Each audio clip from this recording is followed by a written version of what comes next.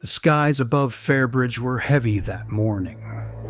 Dark clouds rolled in from the hills, casting long shadows across the town square as a soft wind brushed the old courthouse steps. It wasn't just the rain that threatened to fall that day. There was something else in the air. Tension, anticipation, maybe even hope. Inside courtroom 4B, the benches creaked beneath a quiet but full crowd. Some were veterans in pressed uniforms. Others were neighbors, reporters, and courthouse staff. Everyone knew today's case was different. It wasn't about money or crime. It was about a dog. At the defense table sat Sergeant Michael Reynolds, a man who had once walked point through the deserts of Afghanistan, but now leaned slightly to his left with each step, aided by a carbon fiber cane. His face was weathered, not with age, but with memory. His right leg bore the remnants of shrapnel, and beside him, lying still yet alert, was Echo, a German shepherd with a faint scar running down his right flank, the mark of both war and survival. Echo wore no vest, no patches, just a calm demeanor, like he was born to wait patiently in courtrooms, even though everyone knew he wasn't. Across the aisle sat James Hanley, counsel for the Department of Defense, impeccably dressed in gray, with silver-rimmed glasses and a legal pad he had barely touched. The judge, a gray-bearded man named Harold Whitmore, entered promptly at 9 a.m. His robe swayed slightly as he took his seat. With a firm rap of the gavel, he declared, "Court is now in session." Michael looked down and scratched Echo behind the ears. The dog didn't flinch. He just stared straight ahead, trained, steady, waiting. The case began. Michael's attorney, Claire Devlin, stood and addressed the court with poise. "Your Honor," Claire said, "this case is not about property. It's about partnership.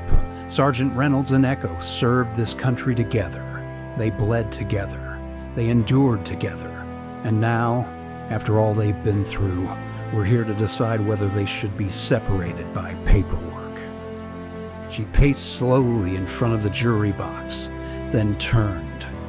Echo is not a piece of gear. He is not a replaceable asset. He is a soldier, a hero, and most of all, he is family. She gestured toward Michael, then to Echo. The dog lifted his head, as if responding to her voice. Across the courtroom, Hanley rose and adjusted his glasses. "With all due respect, Your Honor," he said, "the Department of Defense recognizes Sergeant Reynolds' service, but protocol exists for a reason. Echo was trained under military standards, funded by taxpayer dollars, and remains classified as a tactical asset. His recall was not personal. It was procedural." He folded his hands. "If we begin to allow emotional decisions to overrule national policy, we weaken the integrity of our system." Michael leaned forward in his seat. He didn't need to speak, not yet. His eyes said enough, but Judge Whitmore looked his way. "Sergeant Reynolds, would you care to address the court?" Michael stood slowly, his cane clicking against the wood floor. He placed his hand on the edge of the table and exhaled. "I understand protocol," Michael said. "I lived by it for over a decade, but Echo's not gear. You don't take cover behind gear. You don't bleed beside gear. And gear doesn't save your life when no one else can." He paused.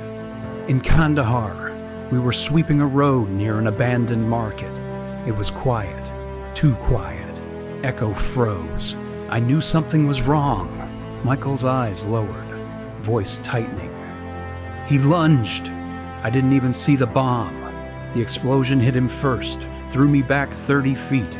My leg was gone, and Echo, he was lying in the dirt, whining but alive. He took the blast meant for me." The room was silent. Claire spoke again. "And yet, the government claims he is simply property." She turned toward the judge. "Your Honor is a life-saving companion, one who continues to support his partner during recovery. Truly just a tool." The judge nodded but said nothing. Hanley stood again. Sergeant Reynolds signed a form acknowledging Echo's classification as government property upon enlistment. That document is binding. Michael raised his voice for the first time. "I signed a lot of forms. I also swore to leave no man behind." Judge Whitmore raised an eyebrow. "Did you consider Echo a man, Sergeant?" Michael looked directly at him. Number I considered him better. The crowd stirred. Claire called her next witness, Captain Alvarez, Michael's former commanding officer. Alvarez walked with a slight limp and wore his dress blues with medals gleaming. He stood tall before the court. "I served 2 tours with Reynolds and Echo," Alvarez said. "I've seen Echo detect explosives that machines missed. I've seen him stay beside wounded Marines for hours. I've seen him drag a man twice his weight to safety." He looked to the judge. "In my opinion, Echo has done more for this country than most of us combined." After Alvarez, Claire called Emily Reynolds, Michael's wife. She took the stand with nervous hands, glancing at Michael before speaking. After Michael came home, he wasn't the same. Nightmares, panic attacks. He barely slept. Her eyes welled, but when Echo came to live with us, that changed. The first night Echo slept beside him, Michael didn't scream. He didn't wake up shaking. He woke up home. Hanley did not cross-examine her. Then for a while things settled. The judge reviewed notes. Lawyers shuffled paper. Echo lay flat, eyes closed. Until suddenly, his ears twitched. The sound was barely perceptible. A faint click. A zipper, maybe. A whisper. Echo's head snapped toward the gallery. Michael noticed. "Echo," he whispered. Echo growled, low and guttural. He stood and locked onto something. Or someone. A man near the back row had his hand inside his coat. In a blink, Echo surged forward. The leash snapped tight in Michael's hand, then slipped free. The man shouted, "Hey, what the hell?" But Echo had already slammed into him, teeth bared, pinning him to the floor. Screams echoed through the courtroom. 2 bailiffs rushed over. One shouted, "Weapon! He's got a gun!" From the man's jacket tumbled a silver handgun, fully loaded, safety off. He had been seated directly behind the judge's bench. Silence fell. Echo stood above the man, unmoved. The judge stood slowly, eyes wide, hands trembling. "Is everyone all right?" A bailiff nodded. "Suspect detained. Weapons secure." The judge looked at Echo, then at Michael. He removed his glasses and sat down heavily. After a long pause, he said, "This dog, this animal, just prevented an assassination in my courtroom." No one responded. He turned to Michael. "Sergeant Reynolds, when I was first assigned this case, I thought it was about legal precedent, about paperwork." He took a breath, but Echo has made the truth very clear. The judge stood again, this time with steady legs.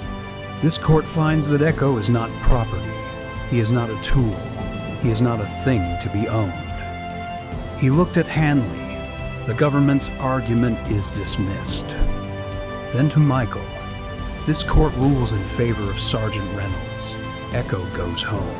Michael lowered to his knees and wrapped his arms around Echo's neck. He buried his face into the fur, silent tears staining the dog's coat. Emily rushed to him. Claire stood with a proud, tired smile. Even Hanley remained seated, silent, perhaps even a little relieved. Outside the courthouse, light rain had begun to fall.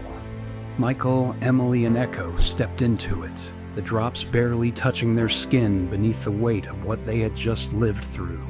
Echo walked beside his partner, head high, tail relaxed. Michael no longer leaned on his cane quite as much. They didn't just win a case. They proved something every soldier knows in his bones, that not all family is by blood. Some bonds are forged in battle, sealed by fire, tested by loss, and those bonds don't break. Not in war, not in court, not ever.